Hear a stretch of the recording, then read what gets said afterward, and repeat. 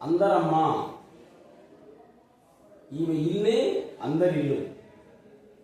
జిల్లెళ్ళమూడిలో సాక్షాత్ రాజరాజేశ్వరి అవతారమే ఈ జిల్లెళ్ళమూడి అమ్మ. ఆమె తన కూతురికే దైవత్వాన్నిచ్చి జీవ సమాధి చేసింది. ఆ హైమాలయంలో ఎవరైతే అభిషేకం చేస్తారో వాళ్ళ కోరికలు నెరవేరుతూ ఉన్నాయి. ఈమె కూడా జీవసమాధి.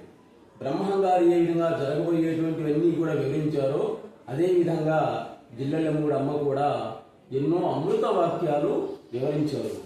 ఆమె చెప్పినటువంటి అమృత వాక్యాలలో కొన్ని మనం ఇప్పుడు చూస్తున్నాం. మనశ్శాంతి కోసమే ఎవరైనా కానీ జిల్లెళ్ళమూడి వస్తారు. నేను అనుకుంటేనే ఎవరైనా ఇక్కడికి వస్తారు. కడుపు నిండా తిని వెళ్ళండి. ఆకలి బాధే అన్ని బాధల కంటే కూడా మహాబాధ. మీరు ఆకలితో ఉంటే నాకు కూడా ఆకలేస్తుంది. రూపం లేని రూపం ధరించడమే ఈ సృష్టి. అమ్మ అంటే అంతులేనిది, తొలి ఆధారమైనది.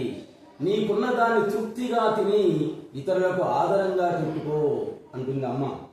ఉన్నది చాలు అనుకుంటే సుఖం, లేని దానికోసం ఆరాట పట్టం అనేటువంటిదే దుఃఖం అనేది అవుతుంది. పురుషుడు అనేటువంటిది రూపమే పురుషుడు, లోపల ఉన్నటువంటి శక్తి ప్రకృతి. మీ ఉద్యోగాలని ధర్మనిష్టతో చేయండి. ధర్మమే రక్షణ, అంతకంటే ఏమీ లేదు. నేను చేస్తున్నాను అనేది మానవత్వం, వాడే చేస్తున్నాడు అనేటువంటిది దైవత్వం. మహాతత్వానికి మహత్యాలతో అవసరం లేనే లేదు.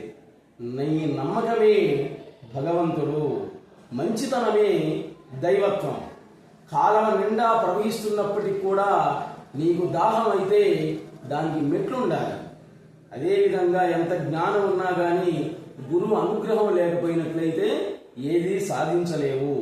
అన్ని సమయాల్లో కూడా నీకు దగ్గరగా ఉండేది ఒక్క దైవత్వమే. వైద్యుడికి రోగి కూడా నారాయణుడితో సమానమే. కొన్ని సమయాల్లో శిష్యుడే గురువుకి గురువు అవుతాడు. ఇటువంటి అనుభవ వాక్యాలు ఎన్నో వివరించినటువంటి జిల్లెళ్ళమూడి అమ్మను ఒకసారి దర్శించి అక్కడికి వెళ్ళి తృప్తిగా భోంచేసి రండి. Please subscribe our channel Ullapantula Ramamurthy. Next ఎపిసోడ్లో మళ్ళీ కలుద్దాం. నమస్తే.